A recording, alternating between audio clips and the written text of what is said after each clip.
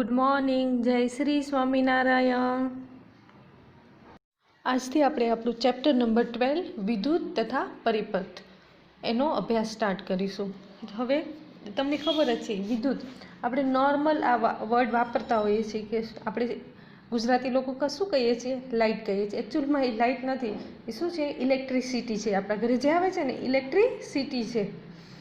તો આજે આપણે વિદ્યુત કોષ, વિદ્યુતના પરિપથ એ દરેકનો વિદ્યુત પ્રવાહના કારણે એટલે કે વીજળીના ઉપયોગના કારણે આપણા બધા જીવન કેવું થઈ જાય છે, થોડું ઇઝી થઈ જાય છે। વિચારો, પંખો ન હોય તો આપણે કેટલી ગરમી થાય છે ને, અને એ જ્યારે પંખો હોય ત્યારે આપણા માટે કેટલું થઈ જાય છે, લાઈફ થોડી ઇઝી થઈ જાય છે। એટલે વીજળીના ઉપયોગથી આપણને શું થઈ જાય છે, જીવન ઉપયોગથી આપણને થોડી સરળતા રહે છે કોઈ પણ કાર્યમાં। જેવી રીતે આપણે જોયું હશે, કૂવાના પંપ દ્વારા પાણી આપણે બહાર કાઢીએ તો એ પંપ દ્વારા જે પાણી ખેંચીએ છીએ એના કારણે આપણને શું થઈ જાય છે, કાર્ય ઇઝી થઈ જાય છે।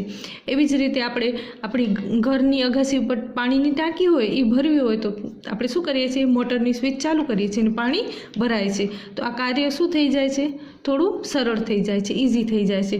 તો હવે તમને બધું થતું વિચાર આવતું હશે ને કે આ કઈ રીતે થતું હશે, વીજળી કેમ ઉત્પન્ન થતી હશે, એવા તમને ક્યારે, અને આ કઈ રીતે બધું કાર્ય કરતું હશે, તમને એવું વિચાર આવતો હશે ને। અને ક્યારે એવું થાય છે કે આપણે જ્યારે સ્વિચ ચાલુ કરીએ છીએ ત્યારે જ એ ઉપકરણ ચાલુ થાય છે, જ્યારે બંધ કરીએ છીએ ત્યારે એ ઉપકરણ બંધ થઈ જાય છે। તો તમને એવું થતું હશે ને કે આવું કેમ થાય છે। તો એમાં એવું હોય છે કે વિદ્યુત પરિપથ છે ને એનામાં જોડાયેલો હોય। જ્યારે આપણે સ્વિચ ચાલુ કરીએ ને ત્યારે એ વિદ્યુત પરિપથ શું થઈ જાય છે, ઓન થઈ જાય છે। એટલે કે એમાં જે વાયર હશે ને એ ત્યાં કનેક્ટ થશે, અને જેના કારણે શું થશે, જે આપણું ઇક્વિપમેન્ટ છે ને એને વીજળી મળવાનું ચાલુ થશે। એટલે એ શું થઈ જશે, ઓનની પરિસ્થિતિમાં આવશે। જ્યારે આપણે સ્વિચ ઓફ કરશું ત્યારે જે વિદ્યુત પરિપથ છે ને એ તૂટી જશે। મતલબ કે એ જે વાયર ત્યાં ટચ થતો હશે ને એ પાછું ત્યાંથી ઉપર આવી જશે। મીન્સ કે એ આખો પરિપથ છે એ પાછું પૂર્ણ નહીં થાય, જેના કારણે શું થશે કે જે આપણું જે ઉપકરણ છે એને વિદ્યુત મળવાનું બંધ થઈ જશે અને એ ઉપકરણ બંધ થઈ જશે। આ રીતે સ્વિચ ઓન અને ઓફનું કાર્ય કરે છે। તો તમને હવે એ તો ખ્યાલ પડી ગઈ હવે કે આપણે સ્વિચ ઓન કરીએ અને ઓફ કરીએ ત્યારે શું થતું હશે। તો હવે એવી જ રીતે તમે વિદ્યુત કોષની આપણે વાત, નેક્સ્ટ આપણો ટોપિક છે વિદ્યુત કોષ। હવે તમને આ વર્ડ બહુ મોટો લાગે છે, વિદ્યુત કોષ, પણ આપણે બધાએ જોયેલો જ છે। વિદ્યુત કોષ એટલે શું ખબર છે, આપણે જે ઘરમાં આપણે પેન્સિલ સેલ ને બધા સેલ જોયા છે ને, આપણે રિમોટમાં હોય, ઘડિયાળમાં હોય, ઘણીવાર રેડિયો, કેમેરા વગેરેમાં પણ આપણે એ સેલનો ઉપયોગ કર્યો છે, જેને આપણે શું કહીએ છીએ, પેન્સિલ સેલ કહીએ છીએ, થોડા મોટા નાના। તો એ જે સેલ છે ને એ બસ એ શું છે, વિદ્યુત સેલ એટલે કે ઇલેક્ટ્રિકલ સેલ છે, વિદ્યુત કોષ। તો હવે તમને એમ થતું હશે કે ઘણીવાર તમને એમ થાય ને કે આ વિદ્યુત કોષમાં જ આપણે જે પેન્સિલ સેલ છે એના જેવો આપણે ત્યાં અંદર મૂકીએ તો એ વર્કિંગ કરવાનું ચાલુ કરે છે। તો એ સેલમાં એવું શું છે જેના કારણે એ વર્ક કરે છે, એવું તમને વિચાર આવતો જ હશે। તો એ શું હશે કે એની અંદર એ પ્રકારના કેમિકલ હશે જે શું કરશે, વિદ્યુત ઉત્પન્ન કરશે। અને એક સાઈડ ધન અને એક સાઈડ ઋણ છેડા હશે, જે ધન અને ઋણ દ્વારા શું થશે, ત્યાંથી પરિપથ પૂર્ણ થશે અને વિદ્યુત ઉત્પન્ન થશે। વિદ્યુત કોષ છે ને તમે આપણે જોયું છે પેન્સિલ સેલ જેવું હોય છે। તો એની ઉપર શું હશે, ધાતુની શું હશે, જસત જેવું પાત્રમાં એને આની અંદર શું ભરવામાં આવ્યું હશે, અંદર અહીંયા રસાયણ ભરવામાં આવ્યું હશે। અને જ્યાં ઉપર છે ને એ શું હશે, ધનધ્રુવ, અને અહીંયા જે હશે એ શું છે, ઋણધ્રુવ। ધનધ્રુવ હશે ને એ જરાક ઉપરથી ઉપસેલા જેવું હશે અને આ સપાટ તકતીમાં હશે। હવે શું કરવામાં આવશે, આ જે રસાયણ છે અહીંયા ભરેલું હશે, એટલે કે આ રસાયણના કારણે અહીંયા કને ધનધ્રુવ ને આને વાયરથી જોડવામાં આવશે। ધનધ્રુવ અને ઋણધ્રુવને વાયરથી જોડવામાં આવશે એટલે શું થશે, વીજળી ઉત્પન્ન થશે। હવે જ્યારે આ શેના કારણે ઉત્પન્ન થાય છે, તો રાસાયણિક પદાર્થના કારણે। હવે આ જે રાસાયણિક પદાર્થ છે એ શું થશે, જ્યાં સુધી આ રાસાયણિક પદાર્થ અંદર રહેલો છે મતલબ કે ત્યાં સુધી શું થશે, વીજળી ઉત્પન્ન કરશે। પણ જેવો આ રાસાયણિક પદાર્થ છે એ વપરાઈ જશે એટલે શું થઈ જશે, આપણો સેલ નકામો થઈ જશે। આપણે કહીએ છીએ સેલ ઉડી ગયો છે, નથી વપરાતો, પછી આપણે શું કરીએ છીએ, નવો ચેન્જ કરવો પડે છે ને। તો આ જ્યારે આ કેમિકલ અંદર જે રસાયણ ભરેલું છે એ વપરાઈ જશે એટલે શું થઈ જશે, આપણો જે એ વિદ્યુત કોષ છે એ ઉપયોગી નહીં રહે। એટલે આપણે શું કરવું પડશે, એને બદલાવવું પડશે, એટલે વીજળી ઉત્પન્ન નહીં કરી શકે। ક્યારે નહીં કરી શકે, જ્યારે જે અંદર જે રાસાયણિક પદાર્થ રહેલા છે એને એ શું થઈ જશે, સંપૂર્ણપણે વપરાઈ જશે એટલે વીજળી ઉત્પન્ન નહીં કરી શકે। તો હવે આપણે શું કરવું પડશે કે એ વિદ્યુત કોષને ચેન્જ કરવો પડશે. અને બીજો વિદ્યુત કોષ એટલે કે આપણે સેલ છે એ અંદર બદલશું એટલે પાછું જે આપણું ઇક્વિપમેન્ટ છે, જેમ કે આપણો ટીવીનો રિમોટ છે કે ઘડિયાળ છે, એ પાછું કામ કરતું થઈ જશે. આ જોયેલું છે ને, આ બસ આ એક વિદ્યુત સેલ એટલે કે ઇલેક્ટ્રિક સેલ છે. એના આ છે ને, જો ધન ધ્રુવ પાસે શું હશે? ઉપસેલું હશે. અને આ ઋણ ધ્રુવ પાસે કેવું છે? સીધું બેસેલું છે ને. પછી અહીંયાથી જ્યારે આપણે કોઈ પણ ઇક્વિપમેન્ટમાં મૂકીએ છીએ ને, ત્યારે એ બંને સાઈડથી આમ છેડેથી જોડાયેલું હશે, જેના કારણે વિદ્યુત ઉત્પન્ન થશે. અને જે આપણું જે સાધન છે કે જે રિમોટ છે કે આપણું સેલ ઘડિયાળ છે, એ શું થઈ જશે? કાર્ય કરતું થઈ જશે. આની વચ્ચે જે કેમિકલ ભરેલું હશે ને, એ કેમિકલ જ્યાં સુધી એક્ટિવ રહેશે, મતલબ કે જ્યાં સુધી અંદર રસાયણ છે ત્યાં સુધી એનો આપણે ઉપયોગ કરી શકશું. જેવો એનો રસાયણ ખલાસ થઈ જશે એટલે આપણે એનો ઉપયોગ નહીં કરી શકીએ. અને આ જે છે એ કેસીની હશે? જસતનું પડ લાગેલું હશે. અને આ ઋણ ધ્રુવ પાસે શું કેવું છે? બેઠેલું છે. ધન ધ્રુવ પાસે કેવું છે? ઉપસેલું છે. તો બસ આ એક શું છે? વિદ્યુત કોષ છે. એવું પૂછાય વિદ્યુત કોષની આકૃતિ સહ લખો. તો હવે આપણને આકૃતિ ખ્યાલ આવી ગયો કેવી હોય? આપણે જે સેલ આપણા ઘરે છે એ પ્રકારની જ આકૃતિ હશે. અને એક સાઈડ ધન ધ્રુવ હશે, એક સાઈડ શું હશે? ઋણ ધ્રુવ હશે. અને વચ્ચે જે રાસાયણિક પદાર્થ ભરેલો હશે. અને જેના કારણે ધન ધ્રુવ અને ઋણ ધ્રુવના જોડાણથી શું થશે? વિદ્યુત ઉત્પન્ન થશે. હવે આના ઉપરથી તમને બીજો એક પણ ખ્યાલ આવી ગયો કે કોષમાં કેટલા પ્રકારના ટર્મિનલ મીન્સ કે ધ્રુવ છે? ધન ધ્રુવ અને ઋણ ધ્રુવ બે પ્રકારના છે. તો આ પ્રશ્ન પૂછાય તો પણ આપણે લખી શકીએ. એવું પૂછાય વિદ્યુત કોષની આકૃતિ સહ લખો. તો હવે આપણને આકૃતિ ખ્યાલ આવી ગયો કેવી હોય? આપણે જે સેલ આપણા ઘરે છે એ પ્રકારની જ આકૃતિ હશે. અને એક સાઈડ ધન ધ્રુવ હશે, એક સાઈડ શું હશે? ઋણ ધ્રુવ હશે. અને વચ્ચે જે રાસાયણિક પદાર્થ ભરેલો હશે. અને જેના કારણે ધન ધ્રુવ અને ઋણ ધ્રુવના જોડાણથી શું થશે? વિદ્યુત ઉત્પન્ન થશે. હવે આના ઉપરથી તમને બીજો એક પણ ખ્યાલ આવી ગયો કે કોષમાં કેટલા પ્રકારના ટર્મિનલ મીન્સ કે ધ્રુવ છે? ધન ધ્રુવ અને ઋણ ધ્રુવ બે પ્રકારના છે. તો આ પ્રશ્ન પૂછાય તો પણ આપણે લખી શકીએ. પરીક્ષામાં તમને એમ પૂછે કે આ વિદ્યુત કોષ છે કયા સિદ્ધાંત ઉપર કાર્ય કરે છે? તો હવે આપણે અહીંયા શું જોયું કે આ વિદ્યુત કોષમાં અહીંયા શું આપેલું છે? રાસાયણિક પદાર્થો રહેલા છે. અને જે પછી શું થાય છે? આપણે એનો ઉપયોગ કરીને વિદ્યુતમાં આપણે કન્વર્ટ કરીએ છીએ. તો હવે આમાં કયો સિદ્ધાંત છે? આ રાસાયણિક ઉર્જા, જે રસાયણમાં રહેલી ઉર્જા હોય કેવી છે? રાસાયણિક ઉર્જા. તો હવે રાસાયણિક ઉર્જાનું શેનામાં રૂપાંતર થાય છે? વિદ્યુત ઉર્જામાં. તો વિદ્યુત કોષ કયા સિદ્ધાંત પર કાર્ય કરે છે આપણે પૂછાય તો આપણે શું લખશું કે રાસાયણિક ઉર્જાનું શેમાં રૂપાંતર થાય છે? વિદ્યુત ઉર્જામાં થાય છે ને. કેમ કે આમાં શું છે? આમાં જે કેમિકલ ભરેલા છે, રસાયણ ભરેલા છે, જેની ઉર્જાનો ઉપયોગ કરીને આપણે શું કરીએ છીએ? વિદ્યુત ઉત્પન્ન કરીએ છીએ. તો એનો સિદ્ધાંતમાં પૂછાય તો આપણે શું લખવાનું? અને એનો સિદ્ધાંત કયો છે? તો આપણે લખશું રાસાયણિક ઉર્જા છે એનું શેનામાં રૂપાંતર થયું? રાસાયણિક ઉર્જા જેનું રૂપાંતર આપણે શેમાં કર્યું? વિદ્યુત ઉર્જામાં. આ એનો સિદ્ધાંત છે. કયા સિદ્ધાંત પર વિદ્યુત કોષ કાર્ય કરે છે? તો જે રાસાયણિક ઉર્જાનું છે એનું વિદ્યુત ઉર્જામાં રૂપાંતર થાય છે. હવે બીજો એક કે આ વિદ્યુત કોષના બે ટર્મિનલ કે ધ્રુવ પૂછે તો કયા છે? ધન ટર્મિનલ અને ઋણ ટર્મિનલ. એટલે કે ધન ધ્રુવ અને ઋણ ધ્રુવ બે છે. તો હવે આ આખું વિદ્યુત કોષ હવે તમને સમજણ પડી ગયું હશે.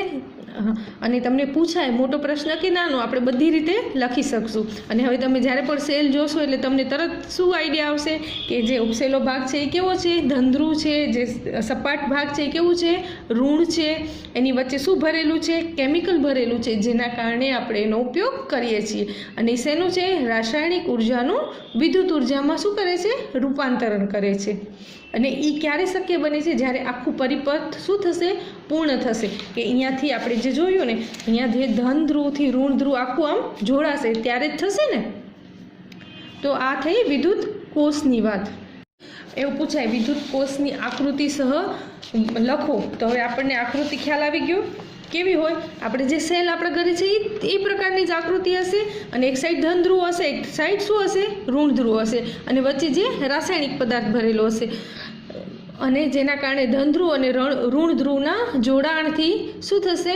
વિદ્યુત ઉત્પન્ન થશે. હવે આના ઉપરથી તમને બીજો એક પણ ખ્યાલ આવી ગયો કે કોષમાં કેટલા પ્રકારના ટર્મિનલ મીન્સ કે ધ્રુવ છે? ધન ધ્રુવ અને ઋણ ધ્રુવ બે પ્રકારના છે. તો આ પ્રશ્ન પૂછાય તો પણ આપણે લખી શકીએ.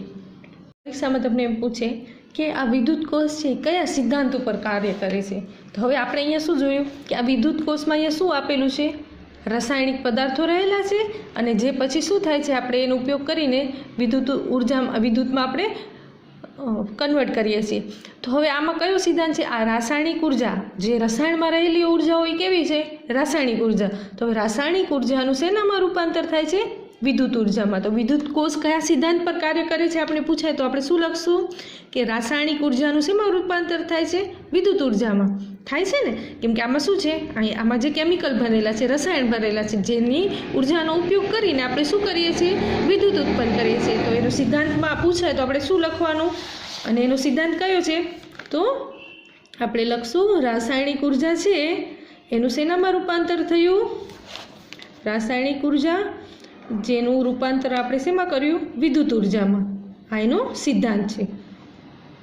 કયા સિદ્ધાંત પર વિદ્યુત કોષ કાર્ય કરે છે, તો જે રાસાયણિક ઉર્જાનું છે એનું વિદ્યુત ઉર્જામાં રૂપાંતર થાય છે. હવે બીજું એક કે આ વિદ્યુત કોષના બે ટર્મિનલ કે ધ્રુવ પૂછે તો કયા છે, ધન ટર્મિનલ અને ઋણ ટર્મિનલ, એટલે કે ધન ધ્રુવ અને ઋણ ધ્રુવ બે છે. તો હવે આ આખું વિદ્યુત કોષ હવે તમને સમજણ પડી ગયું હશે. અને તમને પૂછાય મોટો પ્રશ્ન કે નાનો, આપણે બધી રીતે લખી શકશું. અને હવે તમે જ્યારે પણ સેલ જોશો એટલે તમને તરત શું આઈડિયા આવશે કે જે ઉપસેલો ભાગ છે એ કેવો છે, ધનધ્રુવ છે, જે સપાટ ભાગ છે એ કેવું છે, ઋણ છે, એની વચ્ચે શું ભરેલું છે, કેમિકલ ભરેલું છે, જેના કારણે આપણે એનો ઉપયોગ કરીએ છીએ. અને શેનું છે, રાસાયણિક ઉર્જાનું વિદ્યુત ઉર્જામાં શું કરે છે, રૂપાંતરણ કરે છે. અને એ ક્યારે શક્ય બને છે, જ્યારે આખું પરિપથ શું થશે, પૂર્ણ થશે. કે અહીંયાથી આપણે જે જોયું ને, અહીંયા જે ધન ધ્રુવથી ઋણ ધ્રુવ આખું આમ જોડાશે ત્યારે જ થશે ને. તો આ થઈ વિદ્યુત કોષની વાત. તમે બલ્બ જોયો હશે ત્યારે તમને એવું થતું હશે કે આ બલ્બ કઈ રીતે પ્રકાશિત થાય છે, એવો વિચાર આવે છે ને. તો હવે એ બલ્બ કઈ રીતે હોય છે અને કઈ રીતે પ્રકાશિત થાય છે એ આપણે આ ચેપ્ટરમાં જોવાનું છે. તો તમે નોર્મલ આપણે ઘરે બલ્બ જોયો હશે તો બલ્બ છે એ શેનામાં હોય છે, આમ કાચના ગોળાની અંદર હોય છે ને, કાચનો ગોળો ઉપર હોય છે અને અંદર કેવું હોય છે, આમ તારનો ગૂંચળો હોય છે. જ્યાં તારનો ગૂંચળો હોય છે ને એને શું કહેવામાં આવે છે, ફિલામેન્ટ કહેવામાં આવે છે. ફિલામેન્ટ એટલે પ્રકાશ ઉત્પન્ન કરતા બલ્બના પાતળા તારને આપણે શું કહીશું, ફિલામેન્ટ. એટલે આપણે જે તારનો ગૂંચળો જોઈએ છીએ ને એટલે શું કહેવાશે, ફિલામેન્ટ. પરીક્ષામાં પૂછાણું ફિલામેન્ટ એટલે શું, તો હવે તમને ખબર પડી ગઈ કે એ શું કરે છે, પ્રકાશ ઉત્પન્ન કરે છે. એટલે પ્રકાશ ઉત્પન્ન કરતા બલ્બના પાતળા તારને આપણે શું કહીશું, ફિલામેન્ટ કહીશું. એટલે કેવું હશે, ગૂંચળા જેવી રચના હશે. હવે આ થઈ ગઈ ફિલામેન્ટ. પછી આ જે તાર છે ને એના એક ધાતુની અણીનો ભાગ હશે અને એક ધાતુના ઢાંચાનો ભાગ હશે.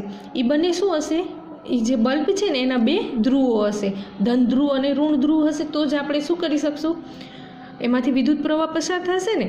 તો ધાતુની ઢાંચો અને ધાતુની જે અણી છે એ બે શું હશે, એના ધ્રુવ હશે.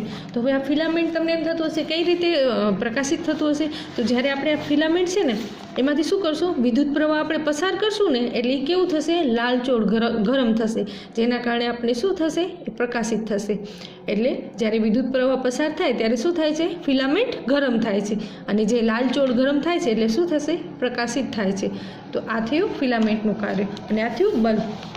હવે આ બલ્બને આપણે જ્યારે વિદ્યુત કોષથી જોડશું ને ત્યારે વિદ્યુત બલ્બના બંને ટર્મિનલ શું થશે, બંને ધ્રુવોમાંથી વિદ્યુત પ્રવાહ પસાર થશે એટલે ફિલામેન્ટ શું થઈ જશે, ગરમ થશે અને બલ્બ શું થઈ જશે, પ્રકાશિત થઈ જશે.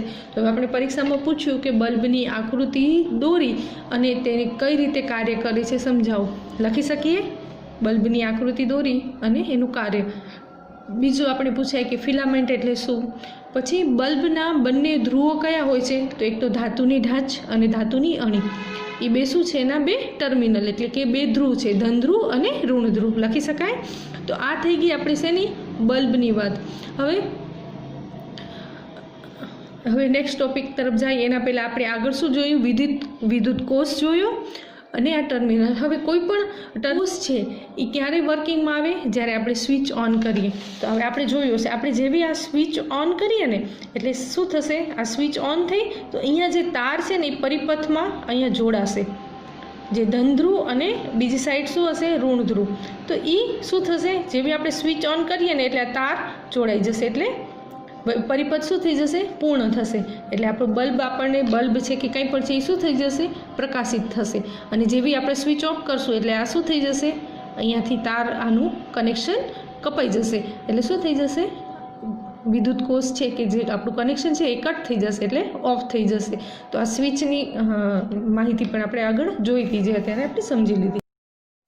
નેક્સ્ટ વિડીયો લેક્ચરમાં પાછા મળીશું. ત્યાં સુધી જય શ્રી સ્વામિનારાયણ.